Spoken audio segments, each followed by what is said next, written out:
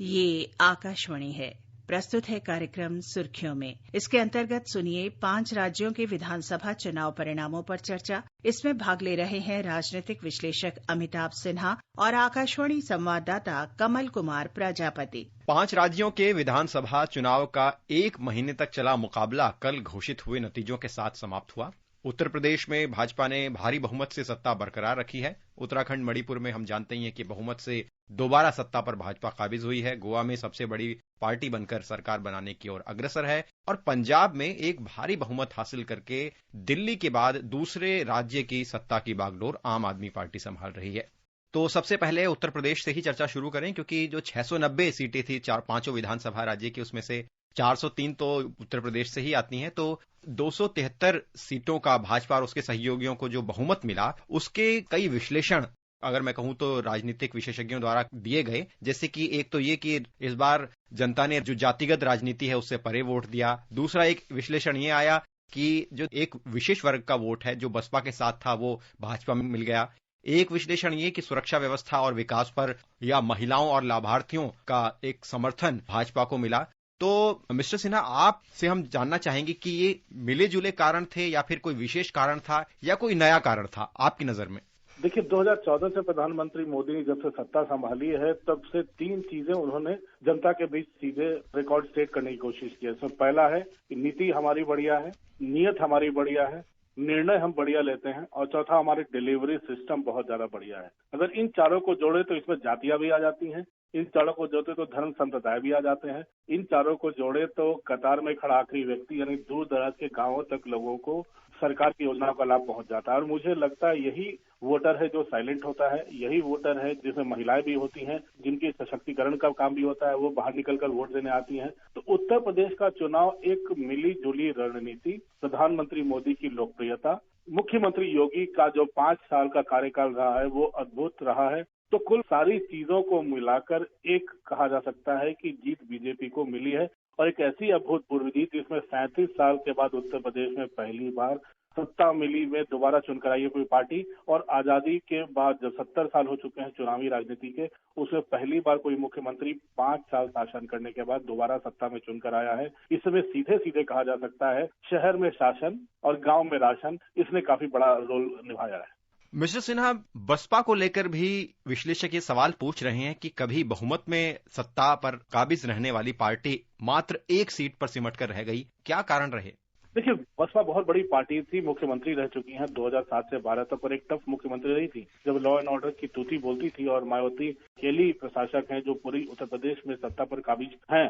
लेकिन इन 2012 से 17 अखिलेश यादव के समय, उसके बाद 17 से 22 के बीच जब सोशल इंजीनियरिंग की नई शुरुआत हुई है, उसमें बीजेपी ने, जो समाजवादी पार्टी ने मुस्लिम यादव वोट पर बहुत ज्यादा ध्यान दिया, उसने तीसरे पक्ष को जोड़ने की बहुत ज्यादा कोशिश नहीं की। इस बार किसान और जाट को उन्होंने बैंक भी किया, उन्हें भरोसा भी किया, लेकिन वो फॉर्मूला उनका चल नहीं पाया, उनको जीत दिलाने में सफल नहीं हो पाया। हाँ, उनकी सीटें बहुत ज्यादा बढ़ी हैं, उनकी सीटें 3 गुनी हो चुकी हैं, लेकिन इतना तो साफ है कि जो जातीय समीकरण बिठाने की कोशिश अखिलेश यादव ने की थी, उनको बाकी बीजेपी के जातीय समीकरण ने पीछे छोड़ दिया है। जहां तक बीजेपी की बात है, उन्होंने जो बसपा की जो गैर जाटव दलित पार्टियां थी, non Yadav OBC vote bank था, साथ ही साथ जो गरीब गांव, दूर दराज के गांव में सरकार के मुफ्त राशन, डायरेक्ट बेनिफिट ट्रांसफर जिसे कहते हैं डीबीटी, एक बड़ा पॉपुलर साबित हुआ है। महिलाओं के पास सीधे बैंक खाते में पैसा पहुंच रहा है, लोगों के घर कोरोना काल में मुफ्त राशन पहुंचे हैं। तो इसमें कोई जाति पाति के भेदभाव को मिटा दिया था। इसमें गरीब था, जो प्रधानमंत्री मोदी का मुरीद था, जो योगी का मुरीद था। केंद्र सरकार की योजनाओं को जमीन पर लाने का काम मुख्यमंत्री योगी ने बड़ी सफलतापूर्वक किया था। तो मुझे लगता है सिर्फ महिला ही साइलेंट वोटर नहीं थे, दूर दराज के गांव के गरीब जनता भी जो थी वो साइलेंट वोटर थी। और अगर मायावती के उस बयान को भी देखें इन चुनाव में कि आप जो अपने लोगों से अपील की थी कि आप समाजवादी पार्टी को वोट नहीं दीजिएगा, तो उनको मालूम था कि वो जीत नहीं रही हैं। इसलिए ये संकेत देकर मुझे लगता है कि उनके वोटरों ने इसके बाद सीधा का सीधा मुझे लगता है कि वो टर्न किया है बीजेपी की तरफ, और बीजेपी को एक बड़े भारी बहुमत से जीत हासिल हुई है। उत्तराखंड की ओर बढ़ते हैं मिस्टर सिन्हा। तो उत्तराखंड में विश्लेषण में ये कहा जा रहा था कि जो राजनीतिक अस्थिरता सी एक नजर आ रही थी, अक्सर लोग कह रहे थे कि 3-3 मुख्यमंत्री बदले तो हो सकता है कि इसका असर सीटों पर पड़े, लेकिन हमने फिर भी देखा कि 47 सीटें प्राप्त करके भाजपा बहुमत के साथ फिर से सत्ता पर काबिज हुई और कांग्रेस 18 सीटों तक सिमट गई। जो जो स्थानीय अस्थिरता समझी जा रही थी वो वोट में उल्टी कैसे पड़ी? सबसे बड़ी बात उत्तराखंड में ये रही कि इस बार जो 3 मुख्यमंत्री बदले हैं, क्योंकि वहां पर एक चीज तो साफ हो गई थी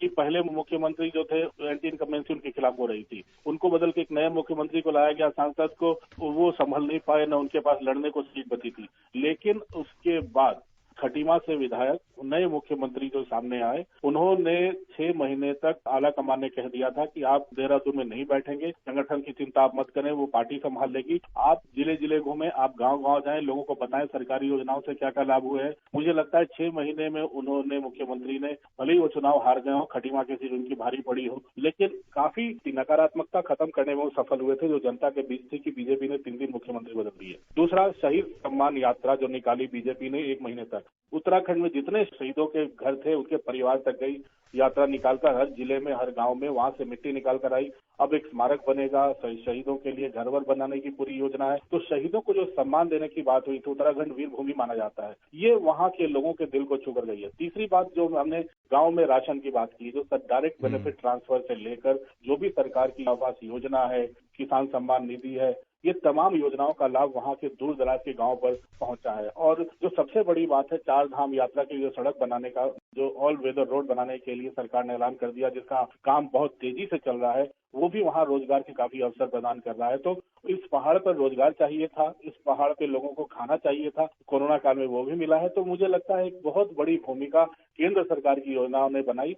पंजाब में आम आदमी पार्टी 92 सीट जीतकर एक भारी बहुमत से सत्ता में आई है, और दूसरी बात यह कि बड़े बड़े दिग्गज जो कांग्रेस के थे, अकाली दल के थे, वो हार गए हैं। क्या आम आदमी पार्टी अब राष्ट्रीय स्तर पर अपना एक ग्राफ खोज रही है? पंजाब में उनके जीत का एक बहुत बड़ा कारण है कि पिछले चुनाव में भी ये बहुत बड़े दावेदार के रूप में उभरे थे, लेकिन सिर्फ 24 सीटों तक सिमट गए थे। इस बार जनता जो कांग्रेस से नाराज थी, कांग्रेस का बुरा हाल था, कैप्टन को बदल दिया था, जिसे कहते हैं अपने पैर पे कुल्हाड़ी मारना। पार्टी का सरकार को ऐसा तितर बितर कर दिया था कि पार्टी अध्यक्ष नवजोत सिद्धू कुछ और लाइन ले रहे थे, चन्नी कुछ और लाइन ले रहे थे, पूरी पार्टी बिखर गई थी। तो जनता वहां नाराज थी। 10 साल अकाली दल का शासन रहा है, वहां ड्रग्स कनेक्शन से लेकर लॉ एंड ऑर्डर, तमाम इश्यूज पे अकाली दल से काफी नाराजगी थी, उनके परिवारवाद से काफी नाराजगी थी। तो और एक विकल्प जनता ढूंढ रही थी, एक मजबूत विकल्प के रूप में आम आदमी पार्टी उभरी थी, जिसको फायदा किसान आंदोलन का हुआ था। तो मुझे लगता है कि वो एक बहुत बड़ा मुकाम था आम आदमी पार्टी के लिए पंजाब जीतना। मणिपुर और गोवा पर भी संक्षेप में मिस्टर सिन्हा टिप्पणी हम चाहेंगे। भाजपा ने निश्चित रूप से 32 सीटें लेकर बहुमत हासिल किया मणिपुर में, गोवा में भी 20 सीटें जीतकर एक बड़ी पार्टी बनकर उभरी। लेकिन प्रश्न कांग्रेस को लेकर इसलिए क्योंकि मणिपुर में कांग्रेस ने सिर्फ 5 सीटें जीती, जबकि जेडीयू और एनपीपी जैसी पार्टी ने उससे ज्यादा सीटें जीती। मणिपुर के बाद गोवा में भी एक समझा जा रहा था कि कांग्रेस के विश्लेषक कह रहे थे कि सीटें बढ़ेंगी, लेकिन 11 सीटों पर ही सिमट कर रह गई। भाजपा ने किस तरह से मोबिलाइज किया, किस तरह से विषयों को रखा इन राज्यों में जीतने के लिए, और कांग्रेस को जो नुकसान हुआ है उस पर भी आपका विश्लेषण?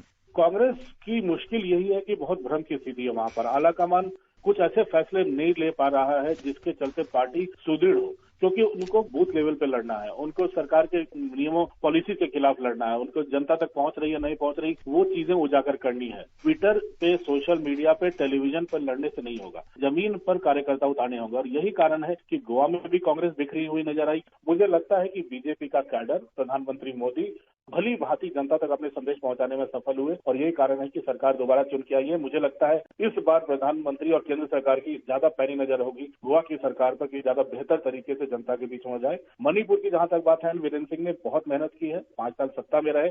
पिछली बार पार्टी बीजेपी दूसरे नंबर पे थी। अपने दम पर आना ये दिखाता है कि बीजेपी अब नॉर्थ ईस्ट के तमाम राज्यों में पूरी तरह से बढ़ चुकी है। सरकार की योजनाओं का लाभ वहां के छोटे छोटे ट्राइबल इलाकों में गांव तक गया है, इसका उनको फायदा हुआ है। सरकार ने कई और वायदे भी किए हैं। प्रधानमंत्री मोदी की रैलियां वहां काफी सफल पिछले 17 में भी हुई थी, 22 में हुई है। तो मुझे लगता है कि एक संदेश है कि पार्टी यहाँ राज तो कर रही है, लेकिन केंद्र सरकार में प्रधानमंत्री मोदी की भी पैनी नजर है, और नॉर्थ ईस्ट बहुत अच्छे से अब मेन स्ट्रीम में इंटीग्रेट कर रहा है प्रधानमंत्री मोदी के नेतृत्व में जो सरकार चल रही है उसके साथ। मिस्टर सिन्हा, बहुत बहुत धन्यवाद, आपने चुनावी नतीजों का विश्लेषण दिया और हमारे साथ जुड़े। धन्यवाद कमल जी। अभी आप सुन रहे थे 5 राज्यों के विधानसभा चुनाव परिणामों पर चर्चा। इसमें भाग ले रहे थे राजनीतिक विश्लेषक अमिताभ सिन्हा और आकाशवाणी संवाददाता कमल कुमार प्रजापति। ये कार्यक्रम आकाशवाणी के समाचार सेवा प्रभाग द्वारा प्रस्तुत किया गया। कार्यक्रम के संबंध में अपनी प्रतिक्रिया आप हमें ईमेल कर सकते हैं। पता है airnsdtalks@gmail.com।